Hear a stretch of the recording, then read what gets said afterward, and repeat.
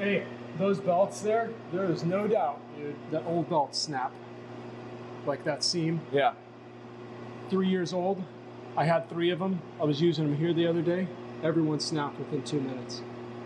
No doubt. Now I know when guys are like, hey, be careful of these $2 belts you buy on eBay. Right. You know? Yeah.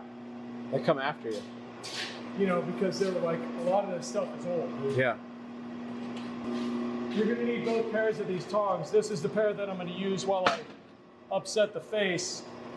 I mean, I'm sure most people might do this naturally, but since you know you're going to be using both pairs, go ahead and keep the other pair kind of at the ready so you're not walking all the way back here to your tong rack after you're done upsetting it. Because after we're done upsetting it, I'm going to grab it with the V-bits again and lay in the fullering lines one more time, lightly.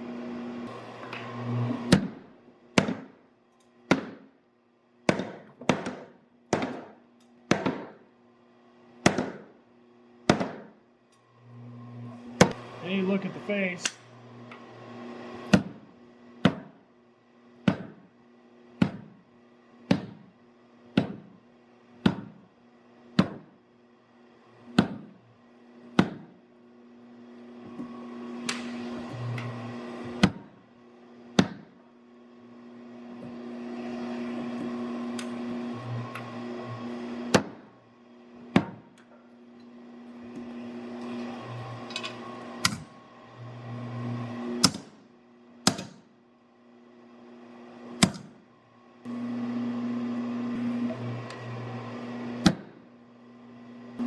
That side of that hammer is finished. At some point you're going to have to, most of the time these rounding hammers of this style have a flat face and then a convex face. So usually I wait to choose which side I'm going to have the flat face on the convex side, but I'll wait until I finish both sides and then I choose from there. Usually there'll be one side you favor to be one or the other. Rather than establishing that while you're making the hammer, I think it's better to just wait until you have both sides and making the decision then. You know, during this idle time, make sure that your setup is good. When you come over here, everything's ready. Even if it means just, instead of having those there, you can put them here, have the the die cleaned off. Just kind of came loose a little bit. Have that ready.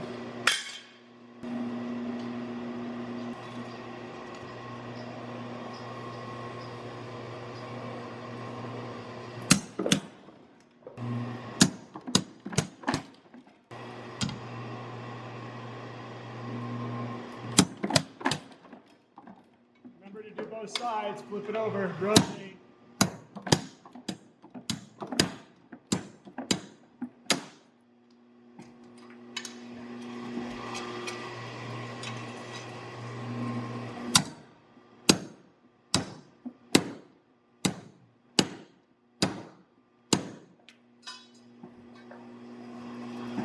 And that's about as deep as I'm going to go on that. I don't want to forge this round yet because I want to get that hotter. The hotter I have that, the less pooching I'll get, or fish lip effect it'll have when I'm forging that round.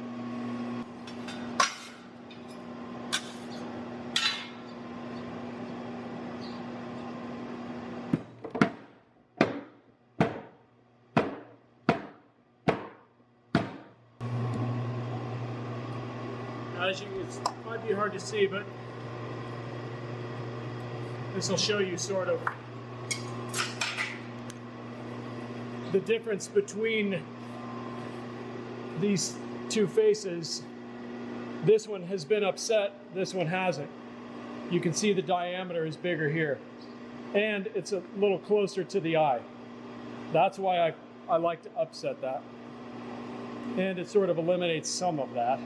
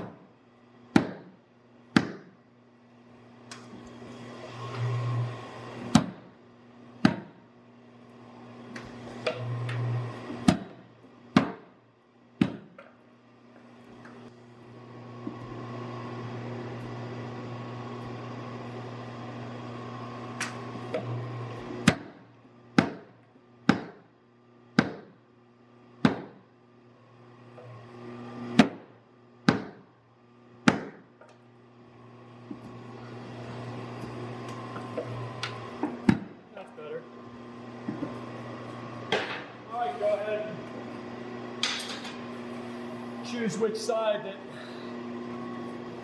I want the flat face to be in the round. I'm going to go ahead and go with the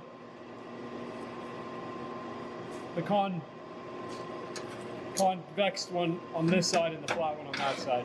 And I usually just do it right now.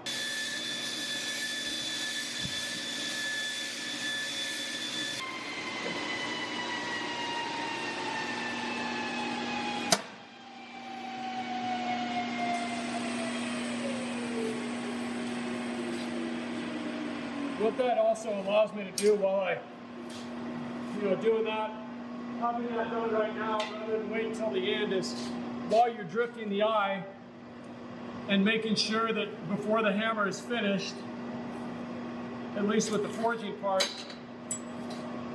when the faces are done, you can visually inspect the proportions of the hammer better. So it's better to have those kind of 90% done right now. That way, as you finish drifting the eye and visually looking at the hammer, inspecting it, you can see that everything is how you want it to be before you put it to rest. And I can already tell that one side of the fullering is a little bit deeper than the other. So I'm going to go ahead. It'd be hard for you to tell, but these are a little bit deeper than those. So I'm going to go ahead and drive them in just a little bit more.